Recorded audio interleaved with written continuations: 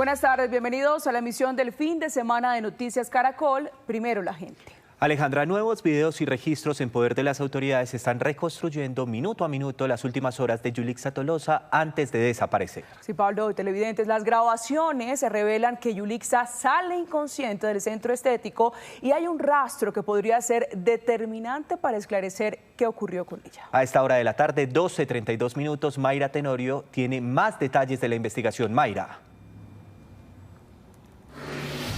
Pablo, precisamente hablamos de estas imágenes claves y estamos en este barrio de Venecia para que ustedes conozcan qué ha pasado con esta investigación y las autoridades han seguido de cerca estas imágenes, este rastro que pudo haber tomado el vehículo y sobre todo en la manera en la que sale esta mujer en malas condiciones.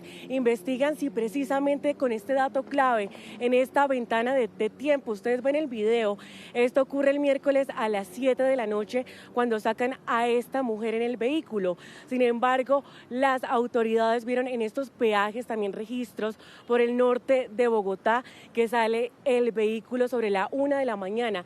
¿Qué pasó en estas 5 horas? Revisan precisamente si esta mujer tuvo rastro aquí en el sur de Bogotá, muy cerca donde quedaba esta estética. Veamos en el informe qué fue lo que pasó. Este es el momento en que dos hombres sacan a Yulixa Tolosa de un centro estético en el sur de Bogotá, minutos después del procedimiento al que fue sometida. Observe cómo la mujer parece no poder sostenerse por sí sola. Sus pies se arrastran mientras es cargada y sus brazos permanecen levantados durante todo el trayecto hacia la salida. Junto a ellos también sale una mujer, mientras otra persona espera afuera, al lado del vehículo negro en el que finalmente la suben. Todo ocurre exactamente a las 7:24 de la noche del pasado miércoles. El vehículo tipo sedán de placas UCQ 340 se convirtió en una de las principales pistas que hoy siguen las autoridades. Noticias Caracol también conoció estas imágenes que muestran el recorrido del carro en el que fue transportada Yulixa Tolosa. Los registros en poder de los investigadores indican que el vehículo salió de Bogotá por el peaje Andes a la 1:50 de la madrugada del jueves. Minutos después, el carro de placas UCQ 340 vuelve a aparecer en otro registro, esta vez en el peaje El Roble entre Sesquilé y Gachancipá, hacia las 2:14 de la madrugada. Esas son hasta ahora las pistas claves para ubicar a los responsables y establecer qué ocurrió con Yulixa Tolosa. Los investigadores también intentan esclarecer un vacío de casi 5 horas entre el momento en que la mujer fue subida al vehículo y la aparición de los primeros registros en peajes fuera de Bogotá. Reconstruir sus últimos movimientos también se convirtió en una de las claves del caso. En este video de una cámara de seguridad del barrio Bosa, donde vivía, se observa cuando Yulixa sale de su casa con varias maletas. Eran las 7:24 de la mañana del miércoles 13 de mayo. Iba acompañada de una amiga, ambas suben a un vehículo particular gris y se dirigen al centro estético donde le realizarían el procedimiento. Estas son también las últimas imágenes conocidas de Yulixa dentro del centro estético. El video fue grabado por personal del lugar. Acuéstese. Otro video muestra el momento en que Yulixa cae al piso y un hombre y una mujer intentan levantarla para subirla a una camilla. Según sus amigas, Yulixa también les envió mensajes por WhatsApp en los que aseguran que se sentía mal y que la llevaban a un hospital. Sin embargo, los mensajes eran cortos y según sus allegados no tenían coherencia.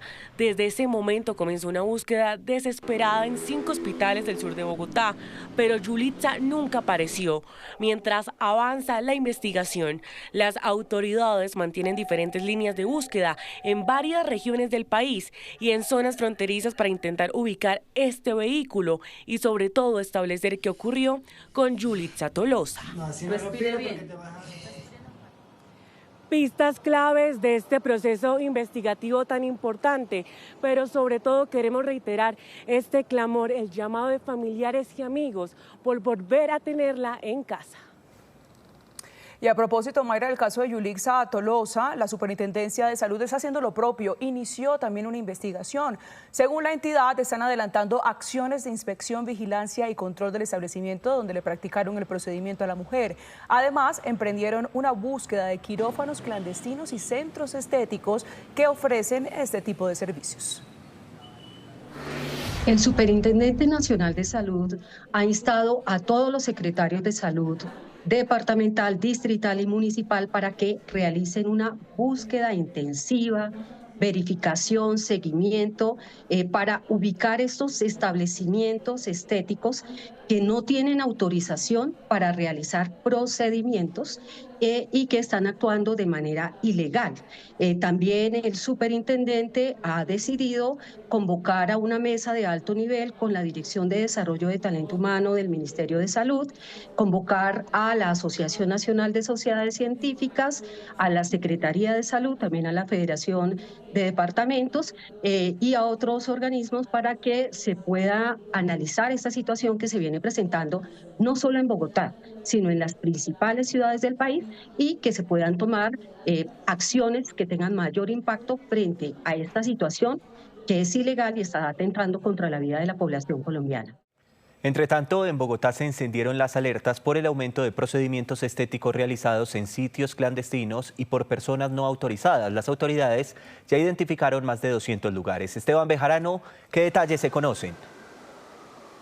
Pablo, según información de la Secretaría de Salud de Bogotá, las cifras de 282 quirófanos clandestinos y centros estéticos ilegales. Estos fueron identificados entre enero del 2025 y mayo del 2026 gracias a los reportes y las quejas de pacientes sobre estos procedimientos. De estos lugares lograron encontrar que 194 corresponden a sitios no habilitados o clandestinos. 58 son IPS que realizaban procedimientos para los cuales no estaban habilitados. 23 eran prestadores independientes y llama la atención que 7 establecimientos tenían un objeto social diferente a la prestación de servicios de salud. Por ejemplo, aparecían como peluquerías, pero estaban realizando estos procedimientos y cirugías.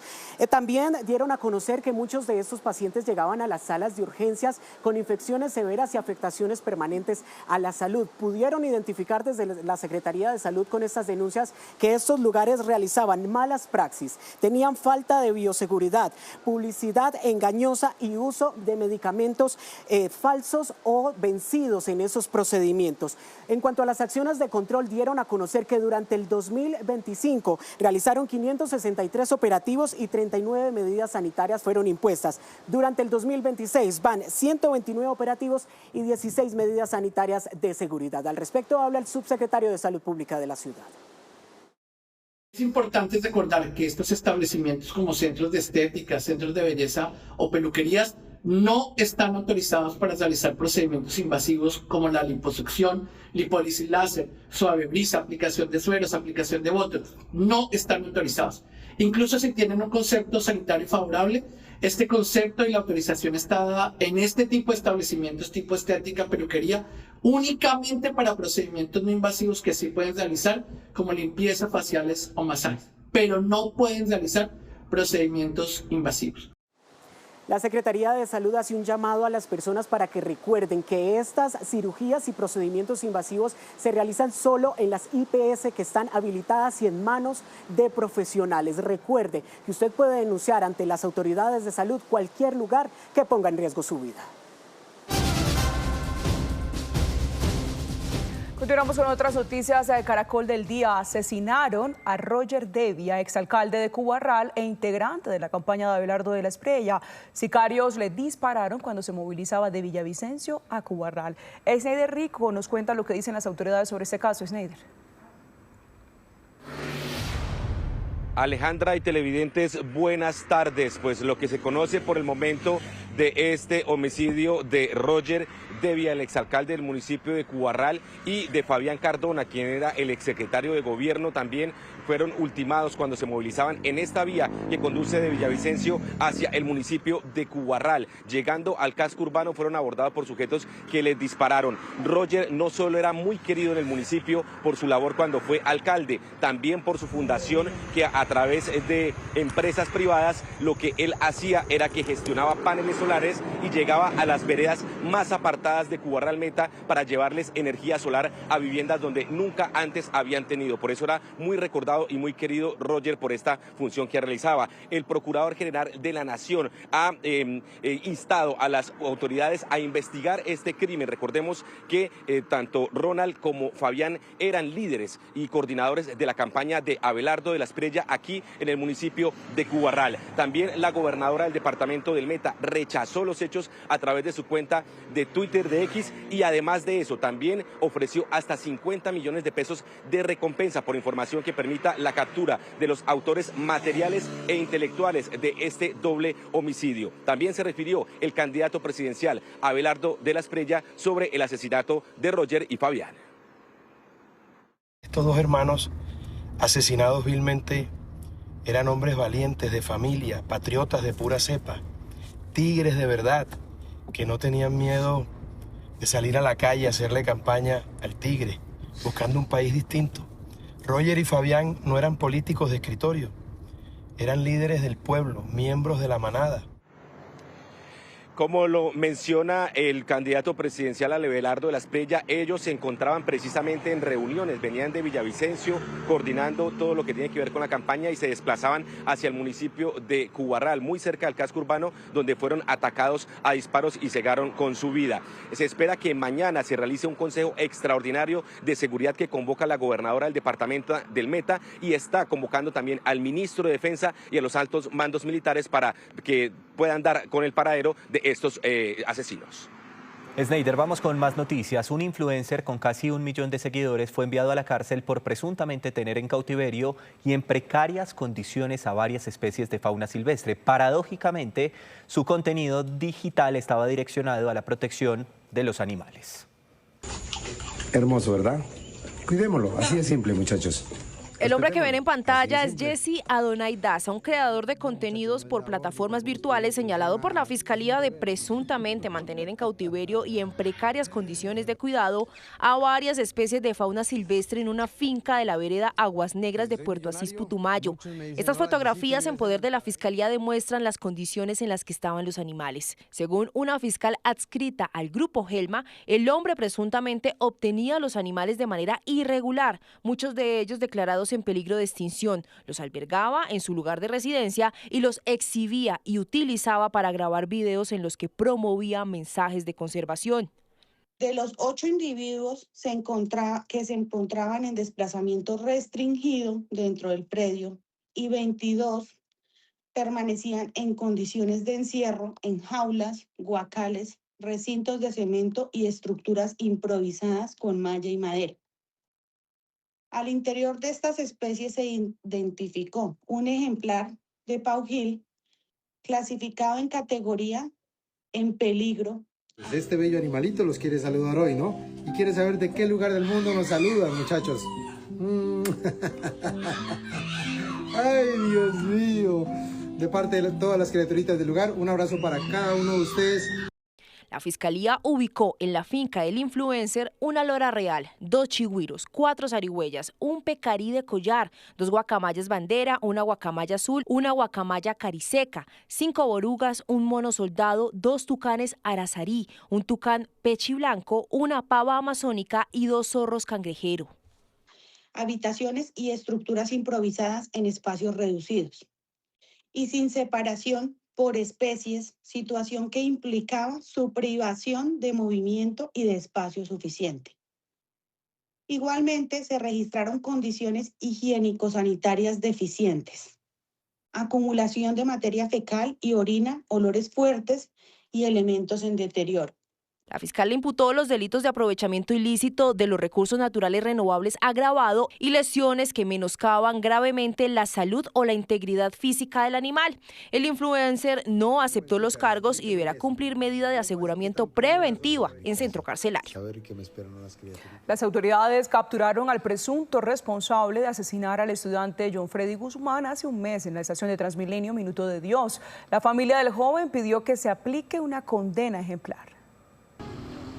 Un mes tardaron las autoridades en dar con el presunto responsable de la muerte de Freddy Santiago Guzmán Cárdenas, el joven estudiante de 19 años que fue asesinado en medio de un intento de robo en la estación Minuto de Dios de Transmilenio el pasado 15 de abril, cuando delincuentes intentaron robarle su celular. ¡Justicia para Freddy! ¡Justicia para Freddy! La Fiscalía, con apoyo de la Policía Nacional, logró esta captura en el barrio Garcés Navas, en la localidad de Engativá. Las autoridades indicaron cuáles son los delitos que podría enfrentar esta persona. Esta persona será dejada a disposición de autoridad competente por los delitos de homicidio agravado en concurso con hurto calificado y agravado. Tras conocer la captura, los padres del joven Freddy Guzmán se pronunciaron. Yo recibo con gran agrado que se hayan cogido al supuesto asesino de mi hijo y que se le caiga todo el peso de la justicia encima. Y estos casos no se van a repetir, que no haya más jóvenes, no haya más gente, que haya más seguridad. Porque no me voy a quedar quieta hasta que no haga justicia y la justicia divina. Quiero cadena perpetua para ese joven y para los dos más que están implicados. Una de las profesoras de Freddy lo recordó como un joven disciplinado, soñador y comprometido con su futuro profesional. Tú puedes preguntarle a cualquier persona que haya tenido el placer, porque fue un verdadero placer haber tenido contacto con él, haberlo conocido, ver todos sus talentos, sus capacidades. Por su parte, el alcalde mayor de Bogotá, Carlos Fernando Galán, aseguró que este crimen le dolió a todos los bogotanos y pidió que el presunto responsable no quede en libertad. Ahora le compete a la justicia garantizar que este delincuente no quede libre y que pague por ese grave delito que cometió.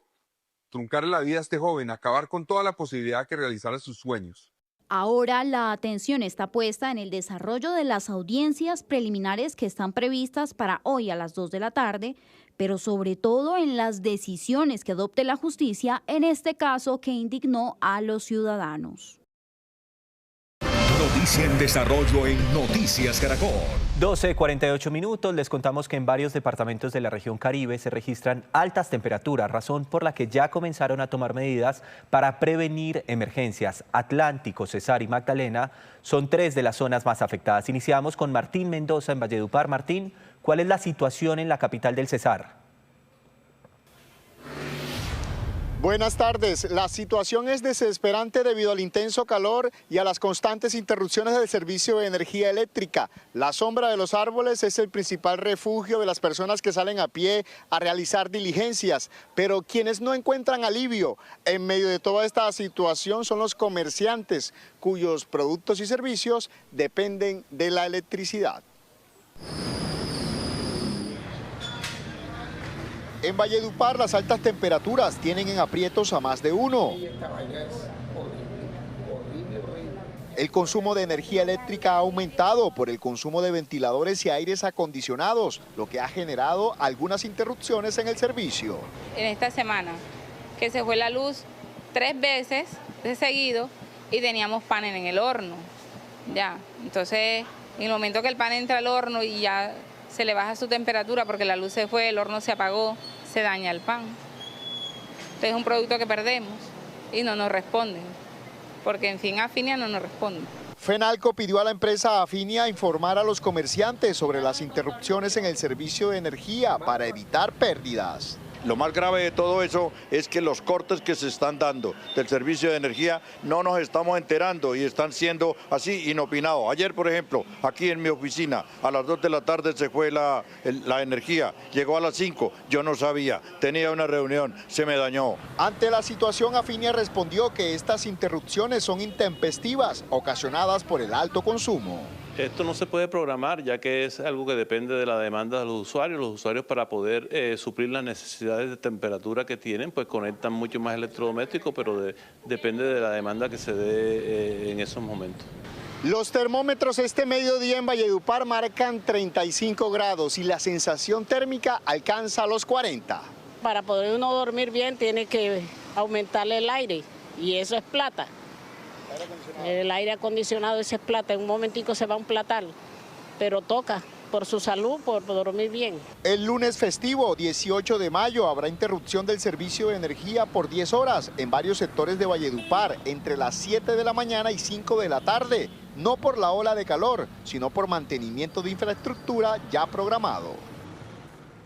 De otro lado, Santa Marta es otra de las ciudades que se ha visto afectada por las altas temperaturas, pero ojo, porque allí los servicios médicos además están en alerta ante el aumento de casos de pacientes afectados por golpes de calor y también por afectaciones cardíacas. Winton de Farías nos cuenta sobre el panorama allí en la capital del Magdalena. Winton. La intensa ola de calor que también se siente en Santa Marta con temperatura superior a los 37 grados centígrados con sensación térmica hasta de 43 grados termina afectando sobre todo al corazón. Eso es lo que han dicho los médicos y los expertos. En las últimas horas un grupo de jóvenes estudiantes de un colegio en la ciudad de Santa Marta tuvieron que ser atendidos médicamente teniendo en cuenta que tenían síntomas del golpe de calor. El sol en Santa Marta toma vigor en horas de la tarde cuando Valmiro Suárez intenta sofocar el calor saliendo a la terraza de su casa y se sienta a esperar una brisa que nunca llega. La temperatura no es normal y algunos días alcanza los 38 grados cuando ni los ventiladores pueden controlar el calor. Prácticamente la parte del día acá afuera, porque tengo un árbol aquí y la sombrita. ¿Por qué? Por la temperatura fuerte que está haciendo, abrir las ventanas, las puertas todo el día. Y tú que estás echándose todo el tiempo fresco, ¿no? Y un baño cada rato. En la calle, la población evita salir en las denominadas horas pico, cuando aseguran que el sol es tan fuerte que deshidrata y hasta genera dolor de cabeza en una población que ya toma medidas. Porque hay mucha calor, hay que tomar buen líquido, hidratarse bastante con agüita, abrir esas ventanas porque no aguanta ahora tener esas ventanas, está demasiado caliente, todo está demasiado fuerte. Toca usar el abrigo, las gafas, protector solar porque aquí está fuerte. Nos mantenemos hidratándonos con jugo, suero, agua, tratar de mantener sea en el aire o con el ventilador, aunque el ventilador da el fogaje mucho. Y está pero tremenda la temperatura. Y acá ya se presentaron casos por golpe de calor en un colegio. Algunos de sus habitantes han tenido que llegar a urgencias en búsqueda de atención por el golpe de calor. Es una ola de calor, o también llamada en términos médicos termoplejía, que es una hipertermia que supera los 40.5 a 41 grados. Los médicos hacen recomendaciones.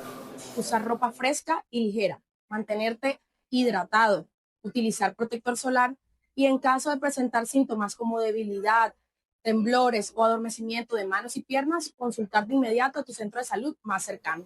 La intensa ola de calor ha obligado a que muchas familias aumenten el consumo de energía, donde el aire acondicionado ya no es un lujo, sino una necesidad. Ahí está lo que está pasando en Santa Marta. Nos vamos para Barranquilla. Habitantes también han sentido el impacto por las altas temperaturas. Allí la sensación térmica alcanza los 38 grados. Este es un informe de Grace Rodríguez. Por estos días de altas temperaturas, la limonada y el patillazo se han convertido en los aliados de los barranquilleros para aliviar el calor. Hoy el limonazo bien helado para la sed, para el guayabo, para el cansancio, para el calor, juguito de limón, la limonada bien helada. Así como don Eberto, que lleva 42 años vendiendo limonadas en el centro de Barranquilla, los otros vendedores estacionarios aprovechan la época para hacerse su agosto. Siempre uno espera la temporada del calor porque es como todo, nos estamos asando del calor, pero otros los aprovechamos y otros no. Mira cómo voy ya, mira, ya casi que termino. Pero es que la temperatura está demasiado fuerte. Todos estos días está más que todo para uno, el adulto y los niños, que sufrimos de la tensión y eso. La ola de calor que ha generado sensaciones térmicas de hasta 38 grados centígrados en Barranquilla ha obligado a los habitantes a buscar alternativas para no padecer afectaciones en su salud por la temperatura. Tuve que prestar una plata ayer para comprar un aire, papá. Yo antes los aires los ponían ya como lujo para picársela ya, pero ahora es tan necesario, hermano.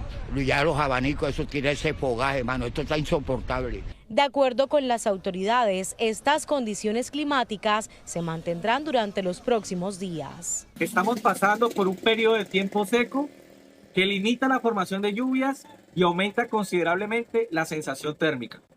Desde la Dirección General Marítima y a través del CIOH Caribe, invitamos a mantenerse informados a través de los reportes meteomarinos de la Autoridad Marítima Colombiana. Mientras tanto, los habitantes advierten su preocupación por el posible aumento en el pago de la factura del servicio de energía eléctrica ante el incremento en el tiempo de uso de los equipos de ventilación. Y a propósito de ese recorrido de reportes que les hacemos, hay que insistir en la advertencia que hacen desde el IDEAM y que hicieron en las últimas horas, diciendo que el fenómeno del Niño llegaría antes de lo previsto y que sería más fuerte de lo que inicialmente se había proyectado. Ya lo vemos, que en algunas zonas, especialmente en la región Caribe, se registran temperaturas cercanas a los 38 grados centígrados. Ahora bien, para hablar de ese tema, saludamos a esta hora a Gislian Echeverry Prieto, quien es la directora del IDEAM. Bienvenida a Noticias Caracol. No la escuchamos, directora. Hola, buenas tardes, muchas gracias. Ahora sí la escuchamos perfectamente. Quisiera preguntarle con las buenas tardes también, directora, ¿cuáles son esas proyecciones que se tienen para este fin de semana con festivo? Bueno, para el fin de semana en el país en general, lo primero que debo decir es que efectivamente llevamos al menos 2 semanas con un aumento importante en las temperaturas en casi todo el territorio nacional y con una disminución de precipitación. Sin embargo, esperamos que para este fin de semana se vaya estabilizando mucho más los volúmenes de precipitación. Han aumentado alrededor de un 12% del total nacional y esperaríamos que las lluvias más intensas se concentren en los municipios o en los departamentos de Boyacá, Cauca, Chocó, Cundinamarca, Guainía y Meta. Eso es lo que esperaríamos para este fin de semana, que se vaya estabilizando. Tendremos aún algunas anomalías térmicas, pero empezarían a disminuir, sobre todo en este puente festivo. En materia de altas temperaturas, ¿cuáles son esas regiones que están en alerta roja y que representan precisamente esta situación?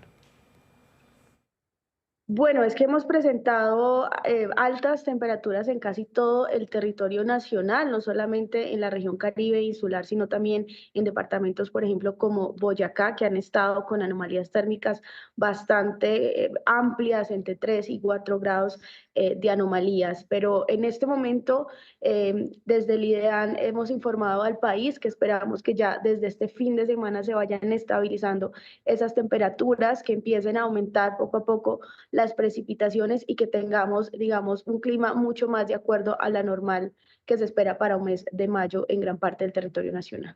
Directora, hablemos sobre esa advertencia que están haciendo ustedes desde el IDEAM. Dicen que el fenómeno del Niño podría llegar antes y con mayor intensidad. ¿Desde cuándo estamos hablando de esa llegada del fenómeno del Niño? Bueno, el día de ayer en rueda de prensa y desde el día jueves a través de comunicado hemos advertido al país sobre la actualización de los modelos de predicción respecto al fenómeno del Niño. La primera alerta que se da es que podría consolidarse antes de septiembre. Habíamos hablado de que la alta probabilidad era desde septiembre, pero es muy probable ahorita que pueda darse desde antes, incluso desde el mes de junio o desde julio. Y la segunda novedad respecto al fenómeno del Niño es que se hablaba de igual probabilidad de que fuera moderado, fuerte, muy fuerte, pues ahora se habla de que la mayor probabilidad es que sea fuerte o muy fuerte, es decir, se aumenta tanto la intensidad, la probabilidad de la intensidad, como también el momento en el que pueda llegar al país. Pero también el mensaje de ayer ha sido de que en este momento, y como lo acabamos de hablar, el país viene con unos aumentos de temperaturas importantes, con unas anomalías también de precipitación, es decir, ha estado bajando la precipitación en general, y esto hace que las condiciones en las que el país va a llegar al fenómeno del Niño es con un déficit acumulado de precipitación que ya puede estar afectando los caudales de los ríos. Ustedes han advertido que vienen un panorama complejo, anómalo, están trabajando con la Unidad Nacional de Gestión del Riesgo de Desastres. ¿A qué se tiene que preparar la gente? Bueno, el llamado de preparación y actuación viene desde el Sistema Nacional de Gestión de Riesgo, coordinado por la unidad. Digamos, la advertencia desde el IDEAM tiene que ser ya o tiene que ver con la certeza científica que tenemos de ya unas anomalías, un acumulado y un déficit de precipitación en casi todo el territorio nacional, unos eventos extremos que cada vez van a ser más frecuentes, lo que está ocurriendo hoy en el Caribe, si bien no es la primera vez que se ven expuestos a alta temperatura, lo que sí está marcando nuestros datos es que las anomalías son muy amplias, es decir, estos récords son históricos y estos eventos seguramente serán mucho más frecuentes en el tiempo. La recomendación desde el IDEAM, nosotros hacemos diferentes monitoreos en diferentes temporalidades, en el marco de los próximos meses, en el marco del mes a mes y en el día a día. Así que la invitación es a que se informen a través de canales oficiales para que puedan saber qué es lo que está ocurriendo en cada territorio, porque el mensaje, permítanme cerrar esta intervención, sí, y es que en cada lugar del país puede estar ocurriendo una situación diferente. Podemos tener en un lugar una alerta por incendio forestal y en otra una alerta por una creciente súbita o una inundación. Así es que es muy importante que la ciudadanía no se deje llevar por el mensaje general, sino que pueda revisar qué está ocurriendo en su municipio y en su departamento. Información clave y oportuna para prepararnos todos, por supuesto, directora. Gracias por esos minutos con nosotros. Con muchísimo gusto. Y dentro de esta información clave, 1:00 p.m, 1 minuto, vamos a ver el nivel de los embalses en Colombia. Los embalses en nuestro país generan energía y registran un nivel nacional del 65%. Revisamos por regiones. En Antioquia los embalses están en 82%, Conituango en 105% y Punchiná en 79%. En la región Caribe el nivel es de 65%, mientras que Urrá también se encuentra en 65%. En la zona centro los embalses reportan 59% de capacidad, el Quimbo está en 40% y Prado en 60%. Nos vamos para el departamento de Caldas. El nivel de los embalses llega al 78%, con Amaní en el mismo porcentaje. En el oriente del país, los embalses están en el 41%, Guavio registra 52% y Chuza 35%. Y haciendo esta proyección, finalmente en el Valle del Cauca el nivel es del 74%, con Alto Achincayá en 29%, Salvajina en 69% y Calima en un 93%. Y a propósito de este panorama, el ministro de Minas, Edwin Palma, advirtió que hay un riesgo inminente para el servicio de energía por el fenómeno del Niño. Pidió a la Comisión de Regulación de Energía y Gas tomar medidas. Sobre esas medidas nos habla hasta ahora María Fernanda Tarazona. Adelante, María Fernanda. Alejandra y televidentes, buenas tardes. El Ministerio de Minas y Energía, a través de la circular 40023, le pidió a la Comisión de Regulación de Energía y Gas adoptar medidas urgentes ante lo que le calificó como una situación de riesgo inminente para la prestación continua del servicio de energía eléctrica. La alerta se da en medio de nuevas proyecciones del IDEAM sobre un fenómeno del Niño que llegaría antes y con mayor intensidad, lo que según el Ministerio podría ocasionar que no se cuente con la generación de energía suficiente para atender la demanda de los usuarios. Entre las medidas urgentes que pide el gobierno está ampliar la base de participantes en la subasta de cargo por confiabilidad, un mecanismo con el que el Estado garantiza que las empresas generadoras tengan disponible la energía de respaldo en momentos críticos, como esos periodos de sequía o de alta demanda, para evitar riesgos de desabastecimiento. Por su parte, es importante mencionar que la CAR expresó su preocupación por las advertencias de este fenómeno del Niño y aseguró que la capacidad de los embalses no están en los niveles suficientes para garantizar el suministro de energía y agua potable. También mencionó que evalúa posibles restricciones para las empresas.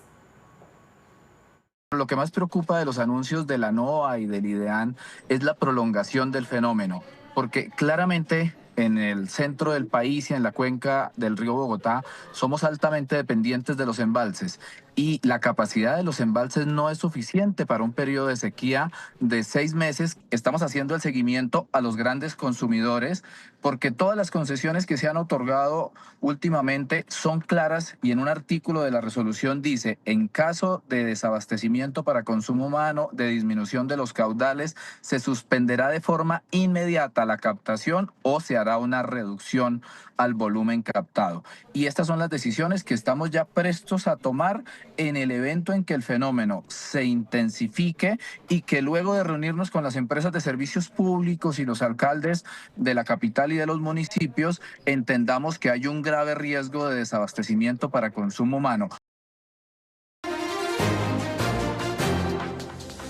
A esta hora en el mundo, noticia el acuerdo entre Estados Unidos y China para reducir aranceles sobre ciertos productos, según informó el Ministerio de Comercio del gigante asiático. De acuerdo con la cartera, se estableció el Consejo de Comercio e Inversiones como un canal de comunicación entre las dos potencias. Se espera que pronto se conozcan los porcentajes y productos que ingresan en la lista. Dicho acuerdo, recordemos, fue anunciado un día después de finalizada la cumbre entre Donald Trump y Xi Jinping en Beijing. Y en Bangkok, Tailandia, el choque de un tren de mercancías y un bus se saldó con 8 muertos y más de 30 lesionados. Los equipos de rescate trabajaron durante varias horas para intentar recuperar los cuerpos atrapados y evacuar a los heridos.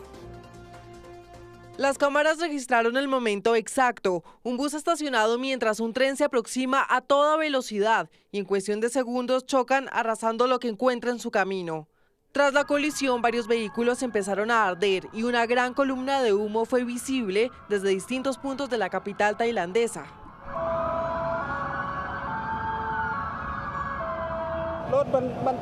El bus se quedó atascado en un semáforo en rojo, por lo que no podía moverse. Los coches también estaban bloqueados y no podían avanzar.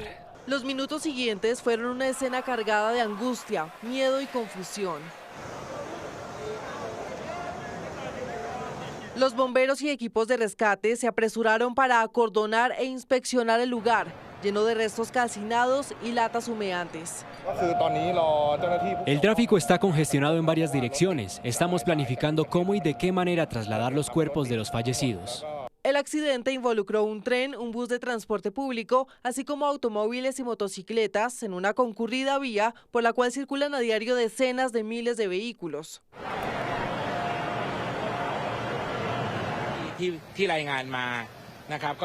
Las 8 víctimas mortales se han reportado, todas iban en el bus y podemos ver dónde estaba sentada cada una. Todavía tenemos que comprobar si hay más víctimas. Las autoridades apagaron rápidamente el incendio desatado. Entre tanto, la secuencia del siniestro ocurrido cerca de la línea ferroviaria que conduce al aeropuerto es ahora materia de investigación. Vamos con otras noticias. Por estos días se conmemora el Día del Maestro, una fecha en la que se destaca la labor de esos profesores que inspiran a miles de niños para estudiar y seguir sus sueños. Hoy destacamos la historia de Lady Milena Rodríguez, una docente que además de enseñar inspira a toda una comunidad a salir adelante. Feliz Día del Maestro, que fue el día de ayer en Colombia. El mundo de la profesora Lady Milena Rodríguez Lozano no tiene colores ni luces. Para ella, la vida se dibuja a través de los sonidos de los que más ama, sus estudiantes. A los 33 años, esta mujer es el alma de la institución educativa técnica José Joaquín Ortiz, ubicada en zona rural de Puerto Boyacá, donde es sinónimo de orgullo y ganas de salir adelante, pues cuando era apenas una niña, una enfermedad le apagó la vista, pero no su destino. Y ha sido un reto grandísimo porque ya ser directora como tal de un grupo, en este caso pues directamente los estudiantes no son los que tienen discapacidad, sino pues soy yo la portadora de esa discapacidad, ¿cierto? Entonces fue un reto grande, ha sido poder enseñar a mis estudiantes, educarlos, enseñarlos primero en la parte de sensibilización. Así las cosas, hacerse docente se convirtió en su proyecto de vida y lo logró, pero para hacerlo aún más difícil, aprovechó la oportunidad para ejercer en la ruralidad.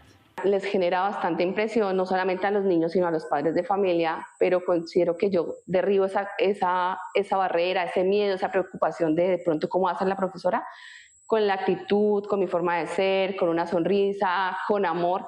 Vive en las instalaciones de la escuela en la vereda kilómetro 11. Frente a ella tiene a 11 niños de quinto de primaria y para ellos dicta 11 materias diferentes, matemáticas, castellano, ciencias y hasta canta. Las mujeres ya no lloran, las mujeres facturan. Para hacer felices a sus estudiantes.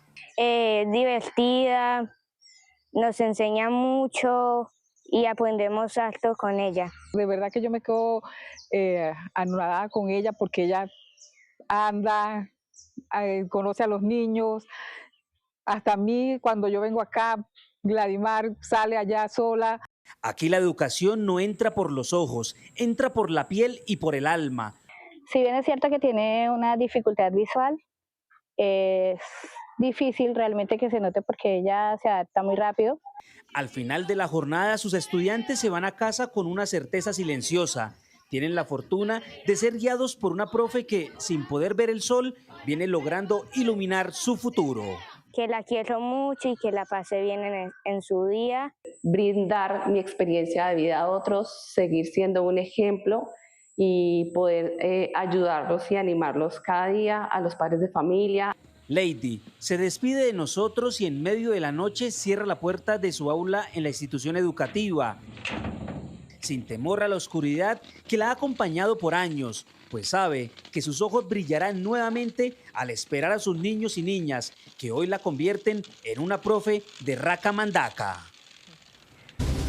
Gracias por continuar con nosotros. El avión Colombia sigue recorriendo las regiones. Hoy llegó al municipio de Guapi, en el departamento del Cauca, para escuchar a los habitantes de esta región sus problemáticas y también sus necesidades, pero además para visibilizar la riqueza natural y cultural de los guapireños. Estefany Perlaza nos cuenta los detalles. Estefa.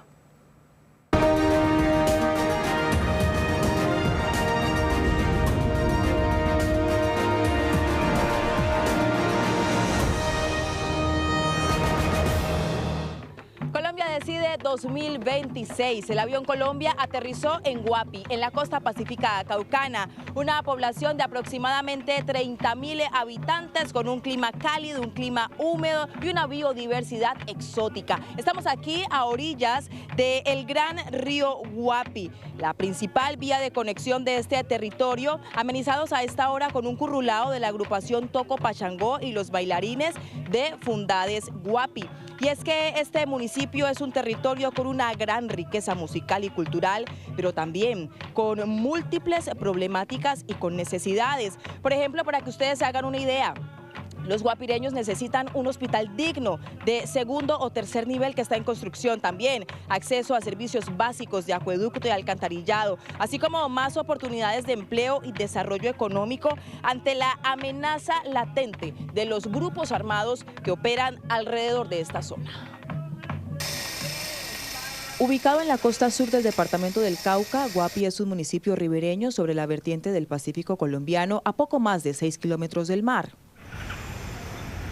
Poblado en su gran mayoría por comunidades afro, este territorio históricamente aislado depende únicamente del transporte fluvial y aéreo para conectarse con el resto del país, una condición geográfica que, lejos de ser solo una característica natural, se ha convertido en uno de sus mayores retos estructurales.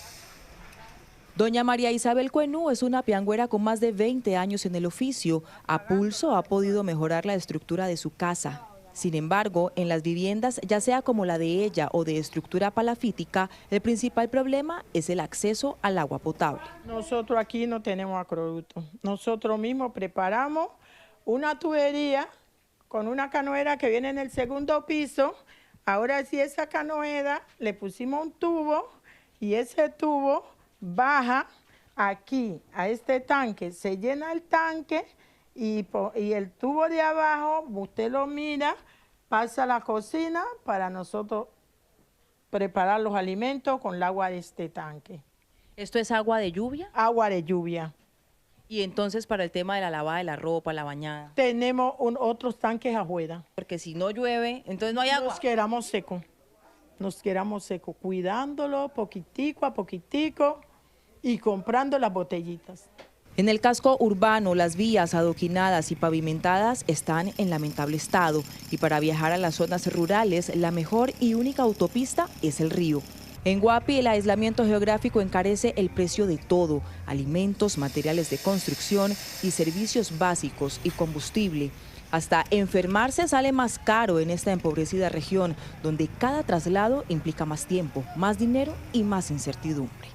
Una preocupación que nos aqueja a todos, porque este es un hospital que iba a ser de nivel 3 para poder atender a toda esta población del Pacífico. Entonces, esa es como la angustia en este momento que tenemos. Bueno, en estos momentos, si alguien se enferma en Guapi, toca salir de la ciudad. Todo es remisión por avionetas, porque aquí, digamos, no hay otra manera de salir. No, pues aquí llevamos una eternidad esperando un hospital de tercer nivel. Pues inicialmente consideramos algunos que no deberían haber tumbado el que teníamos, porque siempre las obras así como esta, empiezan y nunca concluyen.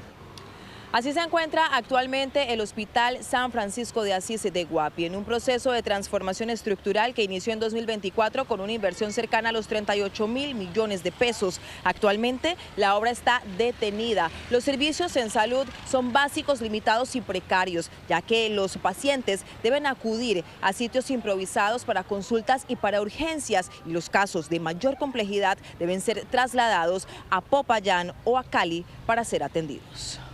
Al panorama en las calles se suman las basuras. Históricamente, la disposición final de residuos no ha cumplido condiciones técnicas adecuadas, como ocurre en muchas zonas costeras del Pacífico.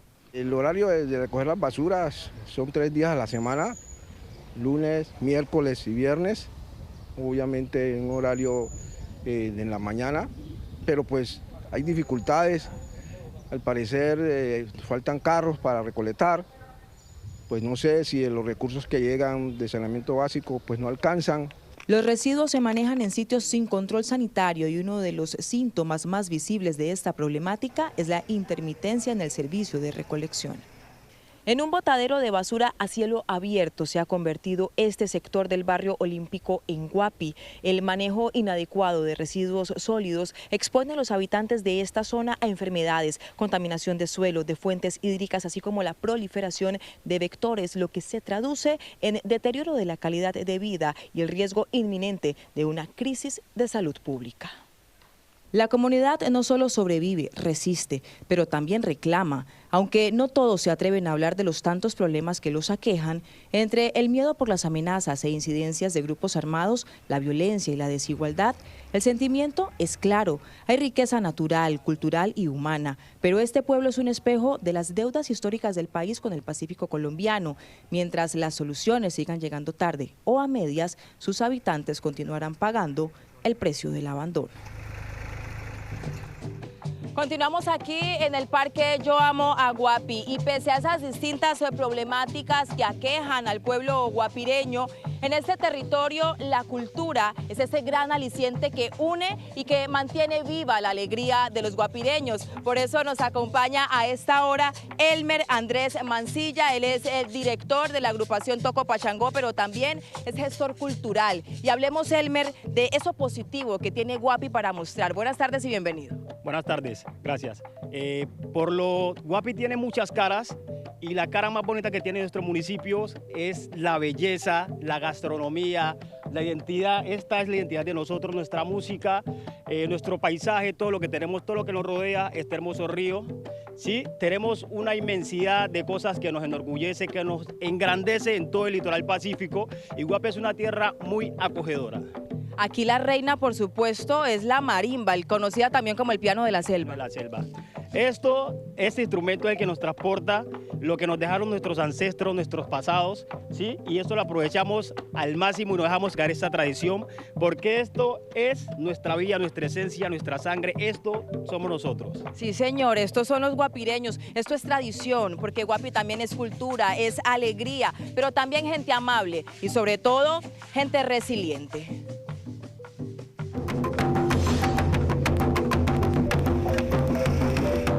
Entre mar y río, rodeado de manglares y selva húmeda, está Guapi, un pueblo que más allá de sus dificultades históricas se abre paso como un escenario de riqueza cultural, biodiversidad y esperanza. Lo esencial de Guapi es su cultura, la diversidad de expresiones culturales, conocimiento, sus sabedores tradicionales, la cocina. Es la mejor de Colombia, discúlpenme ustedes. Desde la galería, donde abundan los mariscos frescos y las hierbas de azotea, hasta el nuevo muelle, los olores y sabores de la comida típica guapireña conquistan paladares y corazones. Es importante para todo lo que usted vaya a hacer, lo hace con la chiangua, con orégano, con poleo, porque es riquísimo en la comida. Las bebidas ancestrales son parte del legado cultural y ocupan un lugar importante, en especial el biche, un destilado artesanal de caña de azúcar que va más allá de lo gastronómico, con una mística particular. No es solo una bebida, es medicina, es ritual y es símbolo de identidad. Son importantes porque esto ha sido, digamos, el pilar de la resistencia de las comunidades afro en estos territorios. Y a través de las botellas curadas era que nosotros, las comunidades afro e indígenas, especialmente las afro, nos protegíamos de picadores de animales ponzoñosos y temas mágicos religiosos. A través de esto que pudimos domar estos territorios. Al son de un buen currulao enmarcado en el repicar del piano de la selva, en un entorno natural, privilegiado, la combinación de cultura y biodiversidad se ha convertido en fuente de oportunidades. Apostar al turismo en Guapi es dar la oportunidad que la gente conozca un turismo diferente, uno de las saberes ancestrales que hacen posible las culturas de nuestras tierras. Entonces esa oportunidad de conocer lo que es cocina tradicional desde las manos de las mujeres, medicina tradicional, conocimiento de plantas naturales. El ecoturismo y el turismo comunitario son patrimonio vivo que dinamiza la economía, pero que también enfrentan retos. Necesitamos infraestructura turística, que por ejemplo Guapi es uno de los municipios de la costa pacífica que no cuenta con un malecón. Nosotros le damos la espalda a nuestro majestuoso río Guapi. Sabemos que tenemos un gran potencial y nunca ha sido aprovechado. En este momento apenas se está reconociendo que este gran valor que tenemos y potencialidad que tenemos acá en turismo, el cual pues apenas estamos explotando. A Guapi lo define su gente. Los guapireños destacan por su calidez, su sentido de comunidad y una alegría que se siente en cada manifestación cultural, donde la música y el baile no son solo entretenimiento, sino también una forma de narrar la historia y la identidad de un pueblo que ha resistido y florecido a través del tiempo. El país de los jóvenes se construye desde las regiones. Por eso, en Guapi, en la costa pacífica caucana, distintos liderazgos juveniles nos cuentan cuáles son las distintas problemáticas que tiene esta región. En esta ocasión nos acompañan Fiber Banguera, representante de Conoce Guapi. Helen Natalia, consejera de Juventudes. Jorge Vivero, gestor cultural. Bernardo Sinisterra, coordinador de Subiendo a la U. Empecemos precisamente, muchachos, hablando por una de las principales problemáticas y es el acceso a la educación superior. Bernardo, ¿cuál es esa talanquera que encuentran los jóvenes de Guapi para el acceso a la educación superior? Sí, porque en Guapi efectivamente, digamos, los jóvenes no tenemos garantías de acceso y permanencia en la educación superior. Esto primeramente pensado pues porque dentro del territorio no hay instituciones de educación superior que estén allí disponibles para los jóvenes. Los jóvenes que han logrado ingresar y que hemos logrado ingresar a la educación superior nos toca salir del territorio y pues llevarnos con ellos una serie de dificultades, alejarnos de la familia y demás situaciones pues que conlleva eso, aparte pues de los gastos económicos totalmente altos, al irnos a otro territorio y tener que adaptarnos pues a otras culturas y a otras costumbres.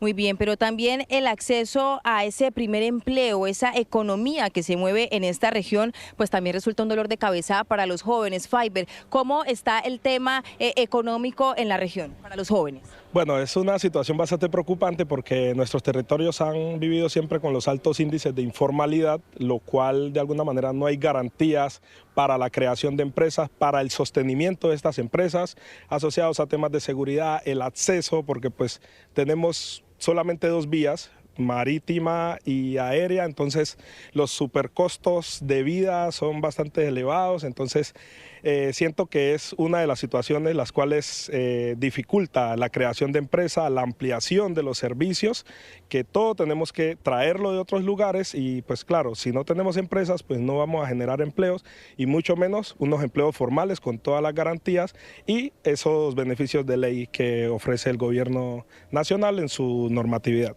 Sí, señor, pero también está el tema del tiempo libre, el tema del ocio. ¿A qué se están dedicando los jóvenes, Natalia, en ese tiempo libre y qué se está haciendo para precisamente tenerlos ocupados? Un grupo de jóvenes, junto a unos maestros, pensamos qué se puede realizar para que nuestros jóvenes y nuestros niños no malgasten su tiempo. Y así nace el colectivo Bogas por la Paz, que es un colectivo que busca promover la cultura, el arte, la educación y el deporte en nuestro territorio. Ya hemos venido haciendo muchos trabajos, tenemos procesos con nuestros jóvenes y desde pequeños les enseñamos por qué la importancia de permanecer en nuestra cultura. Qué importante eso, Natalia. Y hablando precisamente de cultura, hay un tema transversal en todos los pueblos del Pacífico y es el arte, la cultura, el entretenimiento y toda esa riqueza que envuelven estos saberes tradicionales del Pacífico. ¿Cómo están los jóvenes de Guapi en materia cultural, Jorge? en materia cultural, los jóvenes de Guapi, especialmente el Pacífico Medio, Guapi, Timbiquí, López de Vicay y Buenaventura, digamos, contamos con un arraigo cultural muy fuerte es el arraigo. Sin embargo, la participación y el apoyo entre los entes administrativos es muy nulo. Todo lo que hemos sostenido esta cultura ha sido a pulso de los sabedores ancestrales, de los gestores culturales. Sin embargo, esa brecha respecto a otras regiones del país, sí, en cuanto a lo cultural, tenemos que cerrarla, la vamos a ir cerrando básicamente por nosotros mismos. Pero queremos un espaldarazo de las administraciones, puede ser alcaldía, departamental o nacional. Eso es importante para nosotros. Nosotros hemos venido realizando un proceso de formación y enseñanza de música de marimba y cantos tradicionales, especialmente en Guapi, Cauca, en su zona rural. ¿Por qué en la zona rural? Allá fue que se gestó esta manifestación y se está no perdiendo, se está desfortaleciendo. Lo que estamos haciendo es una incidencia de fortalecimiento, especialmente con los niños, jóvenes y adolescentes, para que esto perdure en el tiempo. Si el futuro presidente de Colombia está viendo esto, ¿ustedes qué le dirían? ¿Qué le pedirían los jóvenes de Guapi al futuro presidente de este país? Que nos dé garantía pues, para estudiar, para seguir estudiando y para formarnos acá dentro del territorio. Y también decirle que acá desde el territorio habemos jóvenes que le estamos apostando a la educación superior y que hacemos trabajos con los jóvenes de acá y les hacemos ese acompañamiento para que puedan entrar a las universidades y hacerse profesionales y volver al territorio a seguir trabajando por el territorio. Sí, señor. Jorge. Yo le diría que genere capacidad instalada tanto en lo económico como en lo educativo, porque todo es transversal, ¿sí? Es importante que podamos tener, digamos, acceso a la educación, pero también que tengamos la oportunidad de nuestro propio territorio poder aplicar lo que aprendemos en cuanto a educación superior. Natalia. Pues yo diría que no nos olvide, porque sabemos que el municipio de Guapi ha sido uno de los pueblos olvidados. Entonces, yo pediría que nos apoye en los procesos porque tenemos muchos jóvenes con grandes habilidades, con talentos, pero también por la economía o por falta de oportunidades, eso se va perdiendo. Y para finalizar, ¿qué le dirías al futuro presidente de este país desde el liderazgo juvenil de Guapi? Que continúe como se ha venido trabajando en este gobierno, donde se le ha dado mucha visibilidad especialmente a nuestro litoral pacífico, que se continúe fortaleciendo porque en un periodo es un tiempo muy corto para poder generar cambios, pero si hay una continuidad de esos apoyos desde el acercamiento, desde las convocatorias de los ministerios que han estado muy cerca a nosotros, de seguro estos procesos que lideramos nosotros y los demás líderes de todo el Pacífico puedan seguir avanzando y que ayuden de alguna manera al desarrollo social y económico de nuestras comunidades. Pues bien, es la voz de los jóvenes desde el Pacífico colombiano, desde Guapi, Costa Pacífica Caucana, el país de los jóvenes que se construye desde las regiones. Música, cultura, tradición, gastronomía, resiliencia, alegría, eso es lo que caracteriza este territorio al cual hemos llegado con el avión Colombia en Colombia Decide 2026. Esto es lo que caracteriza a este pueblo guapireño. Colombia Decide 2026, el país se construye desde las regiones.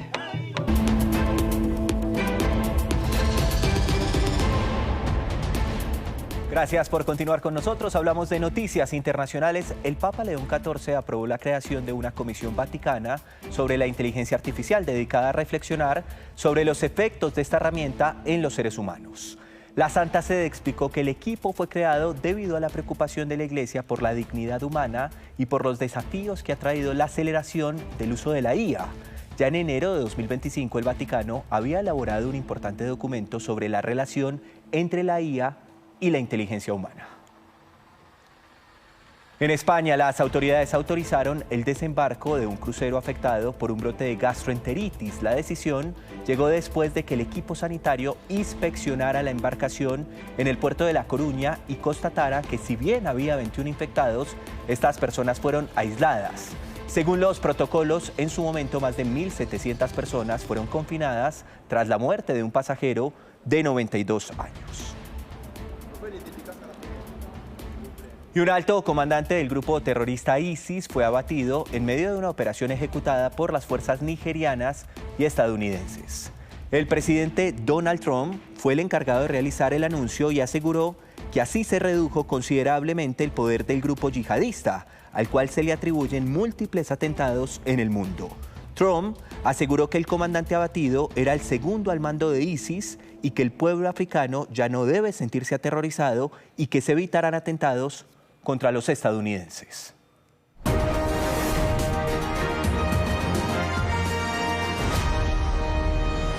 Colombia decide 2026. Faltan 14 días, 18 horas, 7 minutos y se siguen descontando los segundos para que se abran las urnas el domingo 31 de mayo, cuando decidiremos quién será el próximo presidente de Colombia o qué candidatos pasan a la segunda vuelta.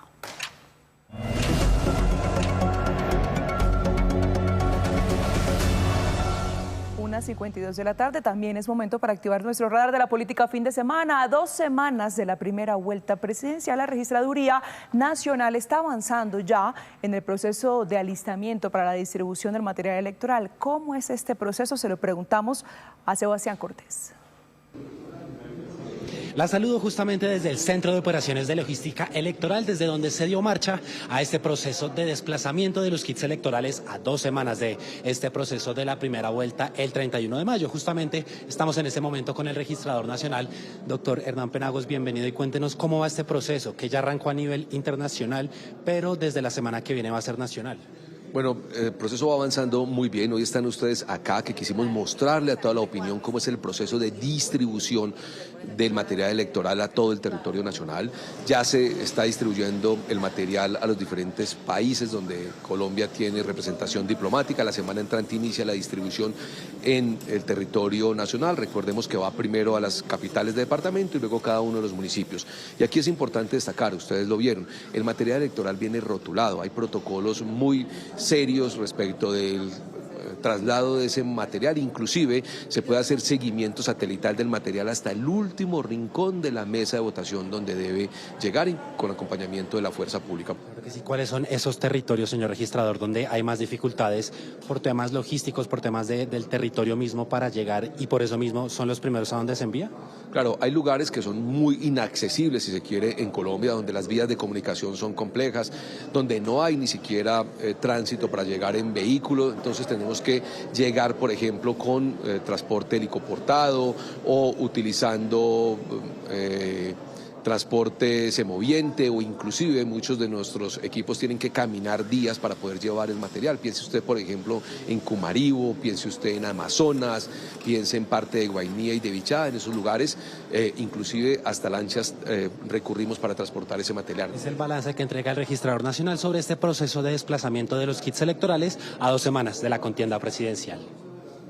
A Sebastián y al registrador, por supuesto, gracias. En el entretanto, sigue la puja en la derecha por conquistar el electorado. Hablamos con analistas sobre las tensiones en ese sector político y los efectos que podría tener de cara a una eventual segunda vuelta.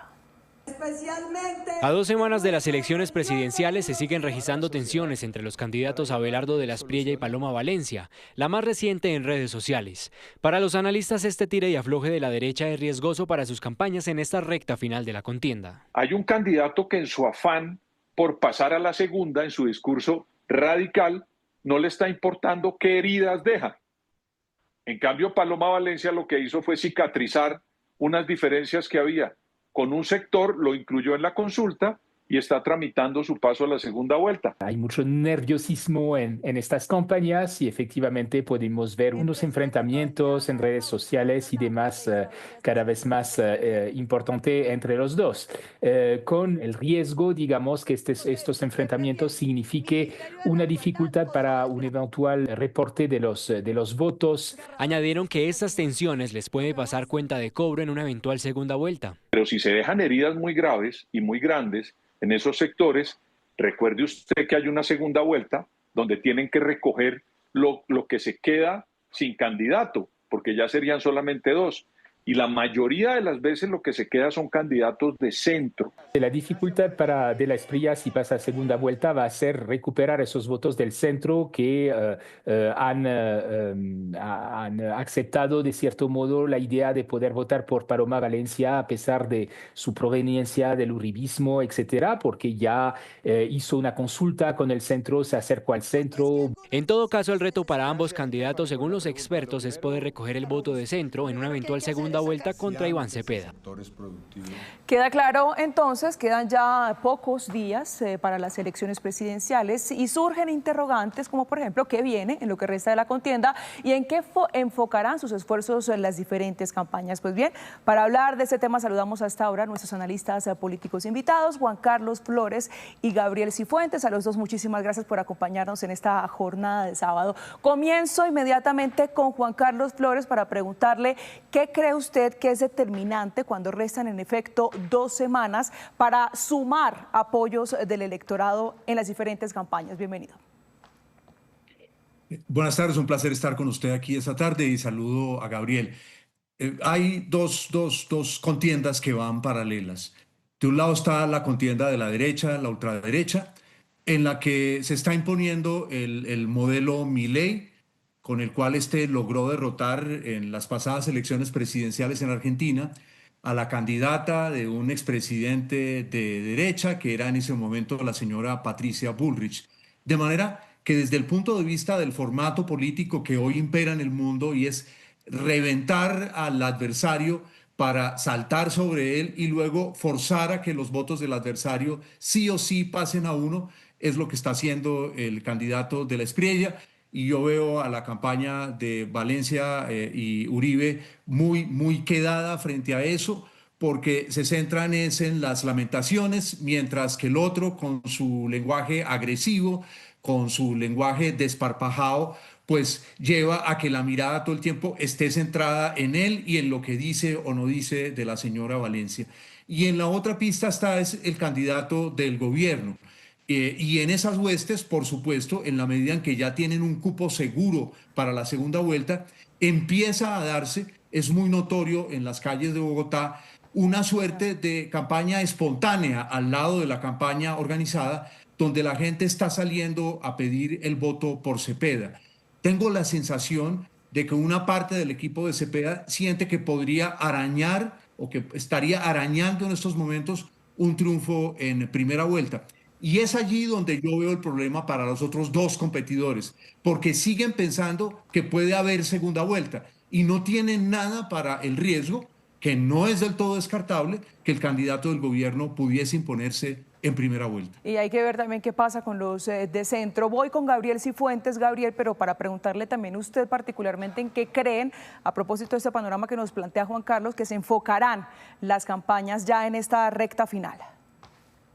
Alejandra, para usted, para Juan Carlos y para toda la audiencia, feliz tarde. Yo coincido con la lectura que hace Juan Carlos, pero le sumaría un elemento adicional. Creo que las 3 campañas, desde un punto de vista estratégico, van a tener apuestas distintas. Iván Cepeda está buscando poder aumentar la mayor proporción de electores en primera vuelta, no solo para tratar de ganar en primera vuelta, sino para reducir cualquier potencial margen en una segunda vuelta. Por su parte, Paloma Valencia y Juan Daniel Oviedo están enfocando su estrategia de campaña en convencer que ellos son un voto útil, que es un voto seguro y que la candidata Paloma Valencia es la única que puede ganarle a Cepeda en una segunda vuelta. Y por su parte, Abelardo de la Espriella, que ya afianzó su base, está radicalizando un discurso para demostrar además que tiene la capacidad de copar, de colonizar votos de derecha que hasta hoy han estado con Paloma Valencia. Bueno, 2 visiones de nuestros 2 analistas políticos invitados en esta conversación que es clave justo en este momento, en esta recta final, 2 de la tarde en punto. De esta manera cerramos el Radar de la Política fin de semana. Gracias por continuar con nosotros. Jorge Neira, director general de Kia Colombia, participó en Empresarios 360 de Negocios DITU. En entrevista con Daliana Garzón destacó cómo la marca pasó a ser la número 1 en ventas del sector automotor, la millonaria inversión que están realizando en electrolineras y cómo le hacen frente a la competencia china, cosas que pasan en vivo. Bienvenidos a Empresarios 360 de Negocios DITU. El día de hoy hemos llegado hasta la casa matriz de Kia en Colombia, una de las empresas coreanas con presencia durante más de 30 años en nuestro mercado nacional. Estaremos con su director general, Jorge Neira. Acompáñenos. Bueno, director, usted lleva al frente de esta marca algo más de 3 años, que han tenido un crecimiento exponencial. Pasamos de tener más de algo menos de 300 empleados y hoy ya casi se duplica esa cifra. ¿A qué obedece ese buen comportamiento que ha tenido? Hemos tenido 3 años muy exitosos. Hemos tenido una renovación y una transformación como marca impresionante y todo arranca desde nuestra gente, desde el interior de la compañía y desde ahí entender que hoy por hoy lo que importa son los clientes, no son las ventas como tal, sino los clientes. Arrancamos con un 2023 en donde renovamos absolutamente el 100% de nuestras salas a nivel nacional, en donde hoy tenemos más centros de experiencia que vitrinas como tal, en donde hemos invertido sumas millonarias, más de $2 millones en renovar nuestros talleres a nivel nacional. Este 2026 comienza también muy bien para ustedes y es que se posicionan hoy como la marca líder del sector. Pasaron de ser un competidor a ser la marca número 1. ¿A qué obedece este buen comportamiento de las ventas y además de cuánto estamos hablando? Arrancamos todo este plan de transformación y en el 2024 ya cerramos como la marca número 3 del mercado, creciendo más de un 54%, y ya para el 2025 seguimos creciendo y logramos por primera vez un hito para la marca increíble, ser la marca número 1 en Colombia, creciendo más del 43% el año pasado. Estamos hablando que también en línea con esos buenos resultados, en este 2026 le están apostando a 45.000 matrículas nuevas. En ese sentido, ¿de cuánto sería el crecimiento para la marca? En este primer trimestre, con la dinámica que ha habido en la economía y con la dinámica que ha habido en el sector, ya estamos viendo una industria de más de 300.000 unidades y para Kia 45.000 unidades. Entonces estamos muy contentos porque realmente se ha visto esa dinámica y ese dinamismo y la aceptación de los colombianos con la marca Kia. Cuéntenos, director, también cuál es la apuesta de ustedes para este 2026 con las electrolineras, esa carga pública, de cuánta inversión estamos hablando y cuándo van a haber materializado esta apuesta a todos los ciudadanos. Ya tenemos más de 72 electrolineras instaladas a nivel nacional también. El plan para estos primeros 6 meses del año es invertir en 10 electrolineras de carga rápida, que estas sí serán de carga rápida, con más de 100 kilowatts, en donde podrán cargar en menos de 1 hora los clientes gratuitamente en las principales rutas turísticas de Colombia, y va a ser una inversión de más de $1.5 millones. Director, yo quiero seguir hablando también de temas de la industria. Acá ha sido para el caso colombiano también determinante el factor China. ¿Cómo le están haciendo frente a estos competidores que también son fuertes? Este es un fenómeno que se veía venir acá en Colombia. Definitivamente las marcas chinas son muy agresivas, pero digamos que el respaldo que encuentra hoy el cliente como Kia, en el que tienes una red y una presencia a nivel nacional grandísima, donde tienes más de 47 concesionarios, los talleres, las herramientas, y por eso yo creo que hoy Kia se consolida como la marca número 1 en Colombia por ese 360 que le estamos brindando al cliente. Una de las preocupaciones puede ser el tema de la tributación. Este gobierno, que está a puertas ya de entregarle al próximo mandatario de todos los colombianos, ha sugerido una nueva reforma tributaria. ¿Está de acuerdo con una próxima reforma tributaria? No, yo creo que no, definitivamente, Daliana, yo creo que el país necesita un respiro. El país tiene una oportunidad de arreglar su tema fiscal de otra manera y esperaríamos que ojalá el nuevo gobierno entienda ese mensaje, porque pues si no va a terminar frenando el consumo, porque en vez de la gente poder consumir su electrodoméstico, su nuevo carro o comprar su nueva vivienda, pues va a tener que pagar más impuestos. Un mensaje también para esos inversionistas. Hay marcas como la que usted representa en nuestro país, Kia, que lleva décadas en Colombia. Sin embargo, también hay unas que están dudando entrar al mercado porque lo consideran un mercado complejo. ¿Qué tiene que decir usted frente a eso? Colombia es un país muy resiliente, es un país donde seguimos creciendo, el PIB cada año crece 2 puntos, 2.5, 2.7, pero definitivamente los inversionistas van a encontrar en Colombia un país donde hay dinero y que por eso debería ser más que interesante para la banca internacional, porque definitivamente Colombia es espectacular para invertir. Bueno, Jorge, pues le quiero agradecer mucho por estos minutos acá en Empresarios 360 de Negocios DITU. Fue un gusto conversar con usted, conocer estas cifras de Kia. Bueno, a ti, Daliana, y a todo el equipo, muchísimas gracias por la invitación. Feliz de haber estado acá y que me has dado este espacio porque creo que es muy importante y relevante. Y bueno, nada, esperarlos acá y esta siempre va a ser su casa. A esta hora ahora es noticia que la policía del departamento de Antioquia busca a los responsables de cometer una masacre en el municipio de Andes, suroeste del departamento. Las víctimas son 3 hombres entre los 27 y los 30 años de edad que se dedicaban al trabajo de la minería y que según las autoridades habrían sido sacados de sus viviendas por hombres armados presuntamente del Clan del Golfo. Los cuerpos de estas 3 personas fueron abandonados en diferentes lugares de esta subregión del departamento de Antioquia. Al momento, todo es materia de investigación. A esta hora es noticia en Cali las 3 personas que resultaron heridas en medio de una riña en la que participaron más de 200 hinchas. La situación se registró en el marco de un partido de fútbol entre el Deportivo Cali y Boca Juniors en el estadio Pascual Guerrero, principalmente originada por las medidas de entrada de los hinchas a este recinto deportivo. En medio de la disputa se registraron daños tanto dentro como afuera del estadio. A esta hora es noticia el estado de salud de un soldado que se recupera en la clínica Medical Duarte de Cúcuta luego de que grupos armados atacaran con drones cargados de explosivos la base militar de Acarí, norte de Santander. El soldado que resultó herido con esquirlas se recupera y se encuentra estable. Según el Ejército Nacional, en esta zona operan grupos armados como el ELN y el GAOR 33. Ya vamos cerrando esta emisión de Noticias Caracol y lo hacemos con buenas noticias. Medellín fue reconocida como la ciudad de Colombia donde más han reducido las muertes en siniestros viales. La estrategia adelantada por la Secretaría de Movilidad incluyó jornadas de concientización y la implementación de tecnología avanzada. Reducir los accidentes en las calles y fortalecer la conciencia de los actores viales no es tarea fácil. Es un proceso pedagógico que implica parar y pensar en el otro. En este momento estamos en la avenida oriental de la ciudad de Medellín, uno de los puntos de Medellín donde la gente mejor se está portando. En 15% han reducido las muertes por accidentes de tránsito en esta ciudad y por eso nos ganamos este reconocimiento. La gente no se pasa un semáforo ni por el berraco, la gente no hace trancón, la gente espera que pase, que el semáforo, que tal cosa. Esto está muy organizado. En lugares como el centro de Medellín, donde en horas pico se registra mayor congestión vial, la gente anda despacito para que no se los lleve por delante un carro o una moto. Pues acabamos de pasar, siempre buscando la cebra, tratando de no pasarme los semáforos, siempre respetando si es el carro. ¿Andar afanado? ¿Afán para qué?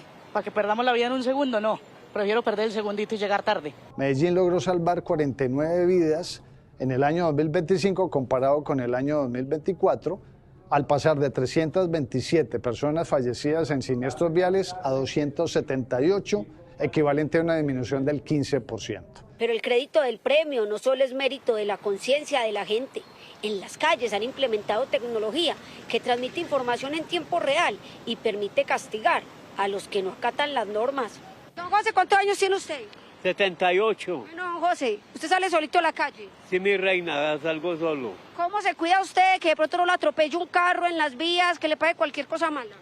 Porque espero el semáforo a que cambie para poder pasar. Los motociclistas reconocen que están haciendo su aporte.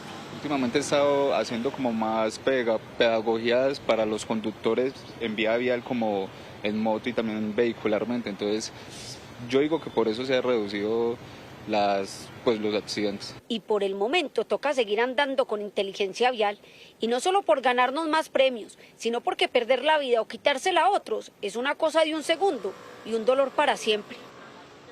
Ahí está el informe, además siempre manejar con conciencia. Alejandra, se acabaron las noticias, estas fueron las noticias, nos vemos a las 7 de la noche con una nueva edición informativa. Ya viene la red, somos Noticias Caracol, primero la gente, buena tarde.